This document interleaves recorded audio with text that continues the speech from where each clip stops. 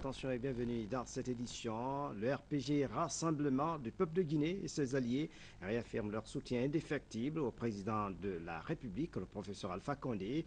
C'est au cours d'une grande manifestation au Palais du Peuple, une manifestation placée sous la présidence d'honneur de la première dame de la République, Adama Megasouba, était de la partie.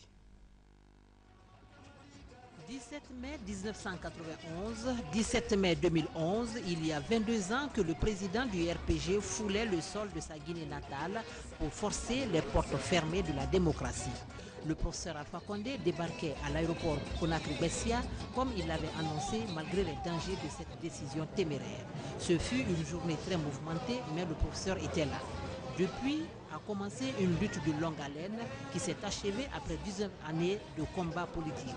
Et depuis le 21 décembre 2010, le professeur Alpha Condé est le président de la République de Guinée et de tous les Guinéens. C'est pour marquer cet événement que les militants du Rassemblement du peuple de Guinée se sont mobilisés ce dimanche pour une manifestation du souvenir. C'est vrai, et cette vérité ne s'est jamais démentie. La victoire appartient toujours au peuple qui lutte. Nous avons été le peuple en lutte contre l'injustice, l'exclusion, le mensonge et le déni de justice et de violence. Nous sommes le peuple qui combattra pour son bonheur l'avenir de ses enfants. Dans 10 années, nous écrirons notre histoire, celle du RPG. Elle fut riche, elle fut pleine. La première étape a été franchie, la conquête de la magistrature suprême.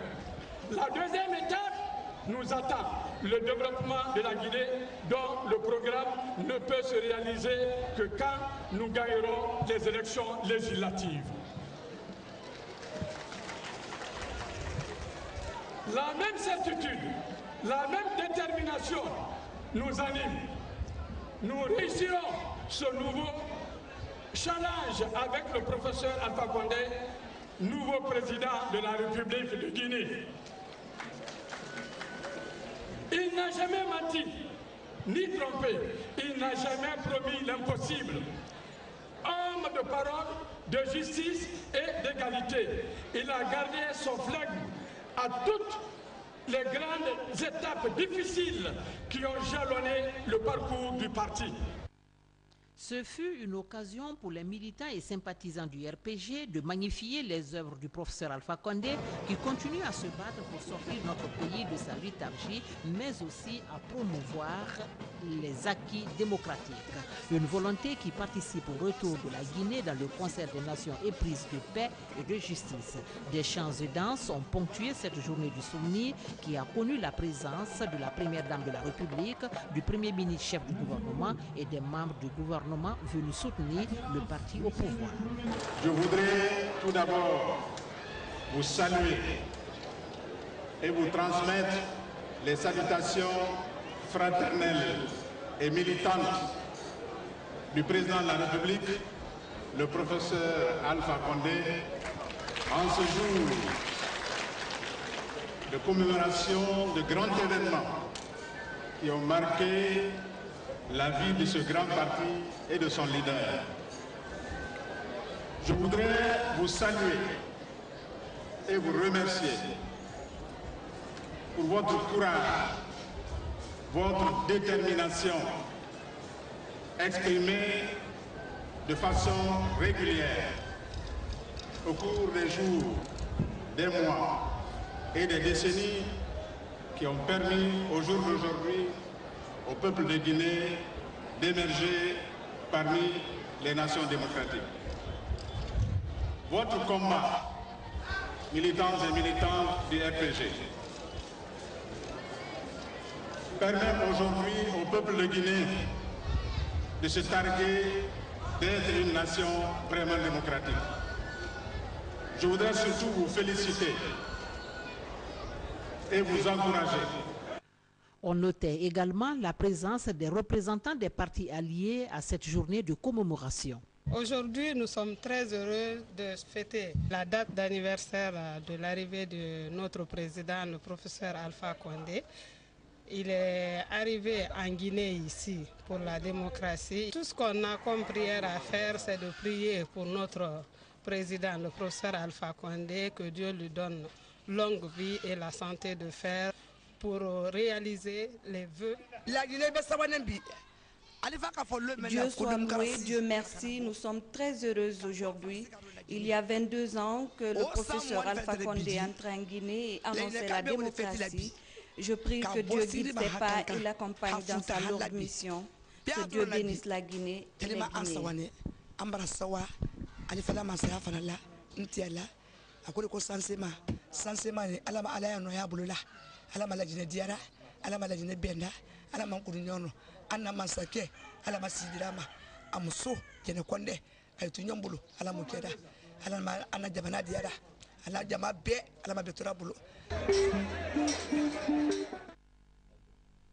En déplacement, le ministre de l'Industrie et des PME poursuit sa tournée dans les unités de production. Après la Haute-Guinée, Madame le ministre s'est rendue à l'usine de Saliguidia dans la préfecture de Forêt-Carrière. Cette unité de production se trouve confrontée à la mauvaise gestion. Les travailleurs n'ont pas perçu leur salaire depuis plusieurs mois. Le point avec Ablaye Diallo. Malgré les 65 hectares de sol arrachés et les 15 hectares de sol en végétation pour la culture d'ananas, l'usine de jus d'ananas de Salguidia, comme la plupart des unités industrielles du pays, n'est pas opérationnelle. Et pour cause, le manque de moyens matériels et financiers. À cela s'ajoute la non-compréhension entre les employés et la direction générale, nous confient certains travailleurs de l'usine. Justement, c'est pour identifier et examiner toutes ces difficultés que la ministre de l'Industrie et des PME s'est rendue sur les lieux. Des difficultés qui ont d'ailleurs conduit ces ouvriers à une menace de grève, et ce, après plusieurs autres revendications sans succès. Aujourd'hui, ces travailleurs se disent fatigués de la mauvaise gestion des affaires au sein de cette unité industrielle. Nous leur demandons une révision du contrat ou de partenariat avec les Libyens qui sont là. Les cadres Libyens qui sont là nous maltraitent, nous prennent pour des esclaves. Ils ne savent pas gérer, ils n'ont pas de considération pour les travailleurs de Salguidia. Donc nous voudrions que Madame la ministre prenne acte pour cela et que des dispositions immédiates soient prises à cet effet. Pour la direction générale pilotée par la société Laïco, la présence de la délégation rassure de la bonne relation de coopération qui a toujours existé entre la Guinée et la Libye. On les a donné des informations concernant la société et les programmes de travail. On la remercie beaucoup. Après avoir écouté les explications des uns et des autres, Hadjara Matoulaye Bad s'est dit très touché. C'est pour cette raison que je me suis précipitée pour venir sur les lieux. Et j'ai parlé aux travailleurs. Je leur ai dit qu'en tant que citoyens guinéens, ils doivent toujours montrer cet esprit d'hospitalité que tout le monde connaît à la Guinée. Donc je pense que la promesse a été faite de leur côté, qu'ils ne le feront plus. Naturellement, ça se comprend. Comme je dis, ventre vide n'a point d'oreille. Ces travailleurs ont faim, leurs familles ont faim, ils n'ont rien et ils se demandent même si le gouvernement s'intéresse à eux. Par ailleurs, les travailleurs fondent l'espoir sur le gouvernement de la Troisième République pour mettre fin aux différents problèmes qui secouent cette usine de Salguidia, fruit de la coopération guinéo-libyenne. Réhabilitation et valorisation de la poste guinéenne figure au nombre des priorités du ministre en charge des postes et télécommunications. C'est dans ce registre que le ministre Oyegui Lavogui a inauguré le bureau de la poste de Siguiri et procédé au même moment au lancement des travaux de reconstruction du bureau de Kankan. Ces actions sont financées par le gouvernement guinéen. Safiatou Kondé signe ce reportage. Pour redonner un souffle nouveau aux différentes postes de la Guinée, le ministère des Postes et Télécommunications a procédé à la pose de la première pierre des travaux de restauration de la recette principale de Kankan. Travaux qui prendront en compte la rénovation de toutes les installations ainsi que la formation des agents. Réhabiliter l'OPG de Kankan va à coup sûr désenclaver le système de fonctionnement de la poste de Kerouané, Kouroussa et Mandiana qui se trouve aujourd'hui dans un état de délabrement. Cette architecture du colonisateur donnait aux exploitants une image de prestige, un beau à vivre, mais il y a des décennies, elle a perdu sa valeur faute de moyens d'entretien. Nous, travailleuses et travailleurs de l'EPG, saluons votre politique et votre implication personnelle pour redérer les édifices postaux du pays. Nous avons pu réaliser à ce jour les travaux de restauration des 3 premiers bureaux de 4 bureaux principaux suscités, notamment les bureaux de Kindia, Labé et Zérekoré, en plus d'autres recettes principales et satellites tels que Mamou, Fria et Sigiri. Cet autre établissement postal flambant neuf est celui de Sigiring. Il comporte 3 bureaux, un guichet, 2 salles d'attente et des latrines. Entièrement rénové par l'État guinéen, l'office de poste de Sigiring va désormais recevoir des colis de tout genre et à destination diverses. Les numéros de boîtes postales sont disponibles. Ici, la transaction pourra commencer. La réception des clés de ce bâtiment flambant neuf est un grand ouf de soulagement pour les populations de Sigiri à démographie très croissante. Monsieur le ministre, les difficultés majeures aujourd'hui pour les Sigirinka est le manque d'informations suivies à partir des zones de la radio nationale et de la RTG. Ça, c'est criard, monsieur le ministre.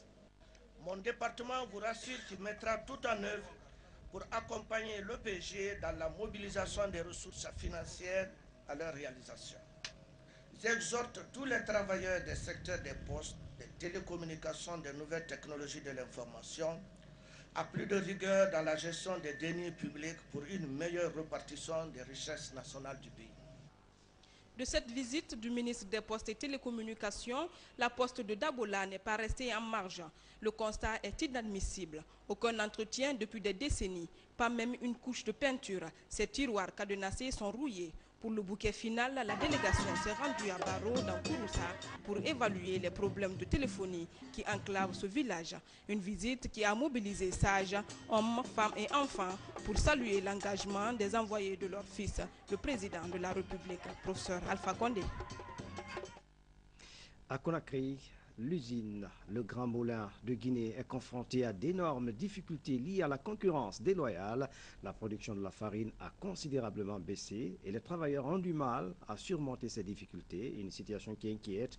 Le ministre du Travail et de la Fonction publique, Haya Fatoumata Tunkara, s'est rendu sur place pour faire le constat. Un reportage de Tirno Younoussaba. La ministre du Travail et de la Fonction publique à la Société des Grands Moulins de Guinée, Hadja Fatoumata Tunkara, est venue s'imprégner des réalités de cette unité industrielle spécialisée dans la production de la farine. Cette étape, qui est l'une des toutes premières dans les entreprises privées basées dans notre pays, a tout d'abord permis à la ministre du Travail et de la Fonction publique d'évaluer le rôle que joue cette unité en matière de lutte contre le chômage, mais aussi sa capacité de fournir la population en farine pour la consommation. Avant la visite des installations des Grands Moulins, Hadja Fatoumata Tunkara a écouté les doléances faites par sa direction, doléances parmi lesquelles figure la concurrence déloyale sur le marché, une situation qui, selon certaines sources, affecte sérieusement la vente de sa production. Les investissements ainsi pratiqués nous permettent aujourd'hui d'absorber la quasi-totalité de la demande interne de farine en Guinée et nous a permis de créer de nombreux et nouveaux emplois, dont nous sommes très fiers. Hélas, nous sommes confrontés depuis de nombreuses années à une concurrence déloyale de certains importateurs qui ne respectent pas toutes les règles. Après avoir écouté avec une attention soutenue l'intervention du DAF, directeur administratif et financier des Grands Moulins, Hadja Fatoumata Tunkara a demandé aux travailleurs de préserver leur emploi tout en redoublant le courage. Pour ce qui est des doléances, la ministre s'est dit prête à informer le gouvernement pour l'examen de la situation. Lorsque nous voyons une industrie française qui vient s'établir en Guinée,